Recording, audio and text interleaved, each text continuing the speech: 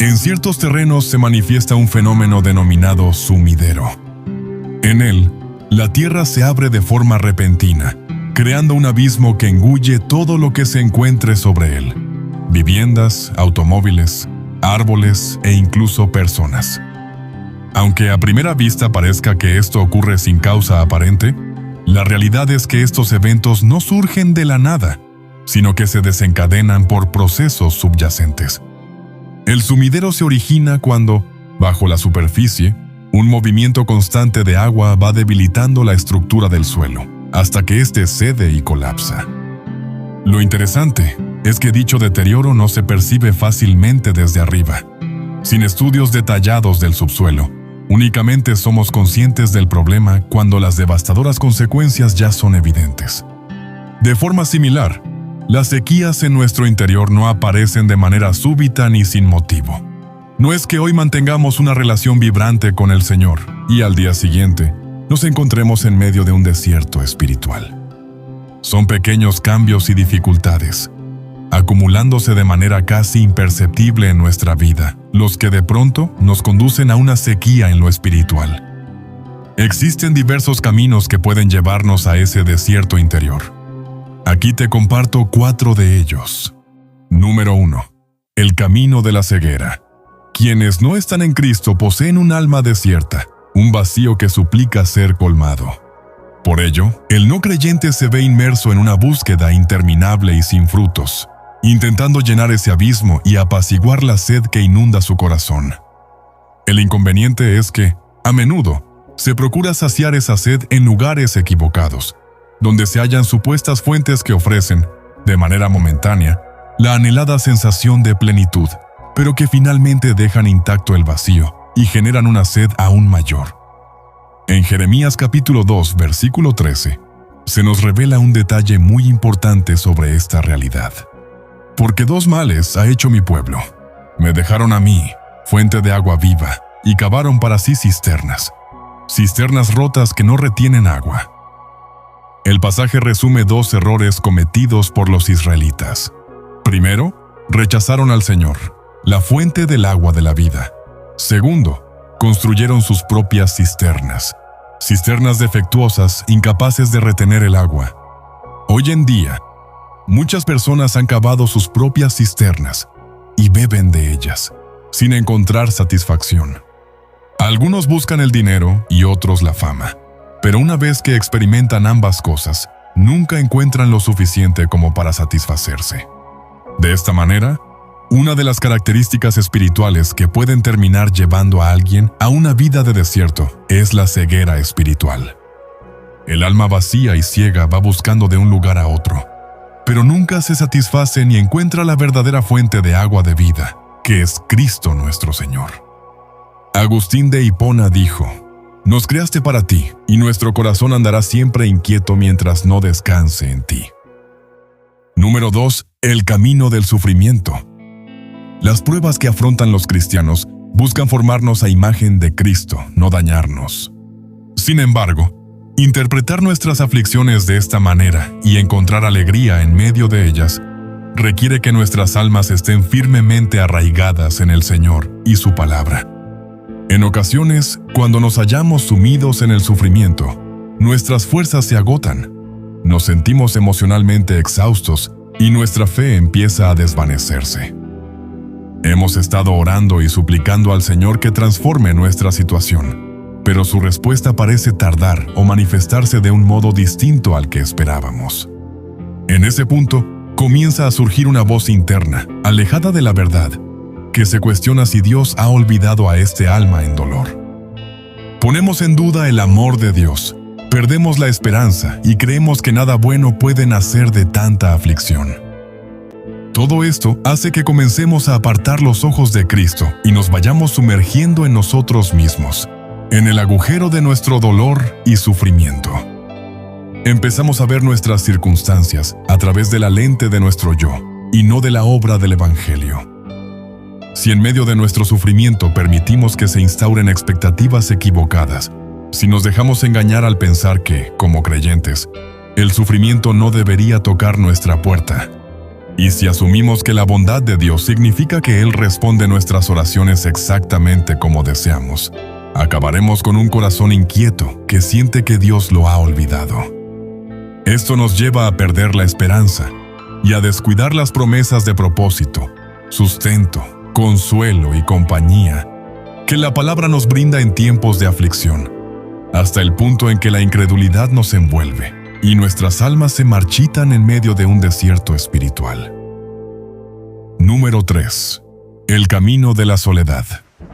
Independientemente del contexto, uno de los primeros indicios de alejamiento del Señor y del empobrecimiento espiritual es distanciarnos de su pueblo. No fomentar una vida en comunidad repercute en nosotros de múltiples maneras. Por ejemplo, carecemos del ánimo para entregarnos unos a otros. No practicamos la rendición de cuentas. Los demás no pueden estar pendientes de nosotros.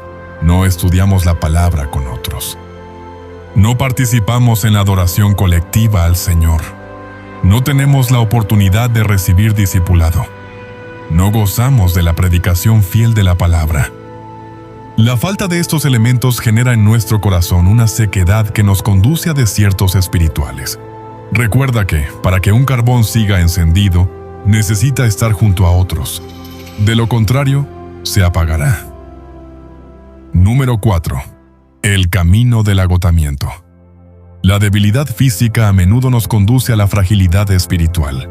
Nuestros cuerpos no son simples contenedores de almas.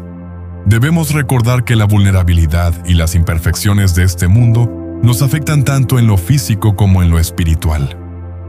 Diversas situaciones pueden conducirnos al agotamiento. Una sobrecarga laboral prolongada sin un descanso intencional y sin cuidar adecuadamente nuestro cuerpo. Asumir demasiadas responsabilidades, a veces más de las que Dios deseaba para nosotros, o atravesar etapas particularmente exigentes. Todas estas circunstancias agotadoras pueden, al final, llevarnos a un desierto espiritual. Dios no se fatiga ni se cansa. Sin embargo, tras concluir toda su creación, tomó un descanso. Aunque en realidad no necesitaba reposar, que lo hiciera nos ofrece un modelo a imitar.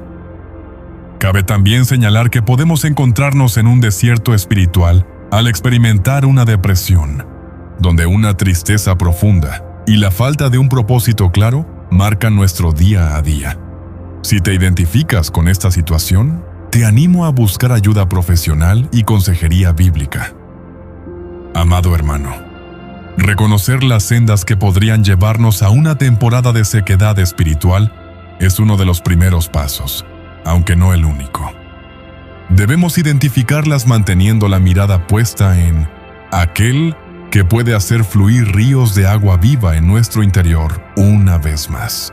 Jesús es el único que puede hacer brotar manantiales de agua viva en nuestros corazones. En el Evangelio de Juan, capítulo 7, versículos 37 y 38, encontramos una maravillosa promesa.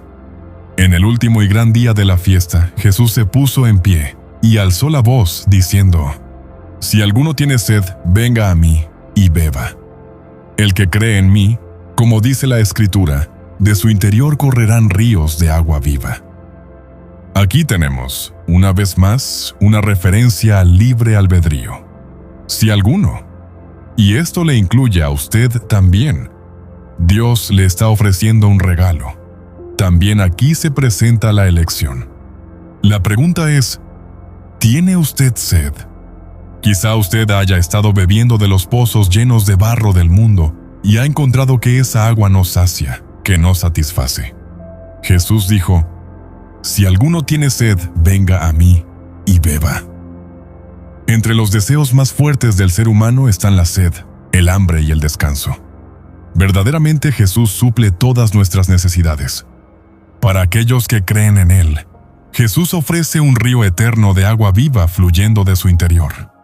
Los tabernáculos también anunciaban las profecías del agua fluyendo desde el trono y desde Jerusalén, donde el Mesías sería entronado.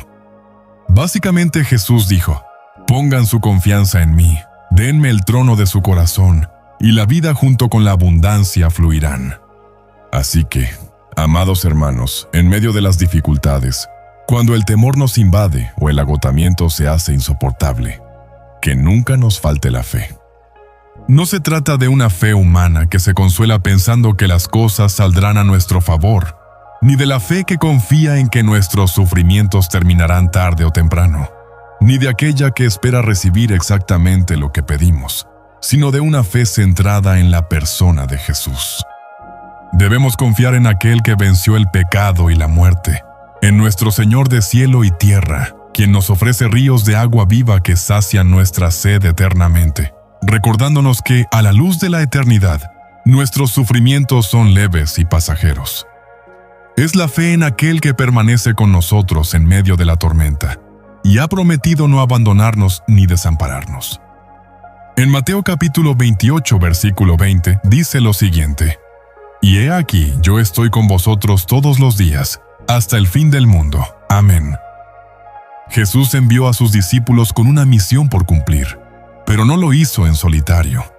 La promesa de su constante compañía era más que suficiente para fortalecer y guiar a los discípulos mientras obedecían a Jesús y llevaban su mensaje a todas las naciones. La presencia de Jesús es un privilegio, pues trabajamos con un gran rey. Pablo comprendió claramente este principio en 1 Corintios capítulo 3, versículo 9, donde escribió: «Porque nosotros somos colaboradores de Dios». Como Jesús prometió, «Estoy con vosotros todos los días», entonces trabajamos junto con Él en todo su servicio. Su presencia significa protección, porque nunca estamos fuera de su vista o su supervisión. Su presencia significa paz, porque siempre nos recuerda que la iglesia pertenece a Jesús. Es su iglesia y su obra. ¿Cómo entonces podemos preocuparnos? Cuando Cristo dijo, «Yo estaré con ustedes», pueden agregar lo que deseen, para protegerlos, para dirigirlos, para consolarlos, para continuar con el trabajo de gracia en ustedes y al final para coronarlos con inmortalidad y gloria. Todo esto y más está incluido en esta preciosa promesa.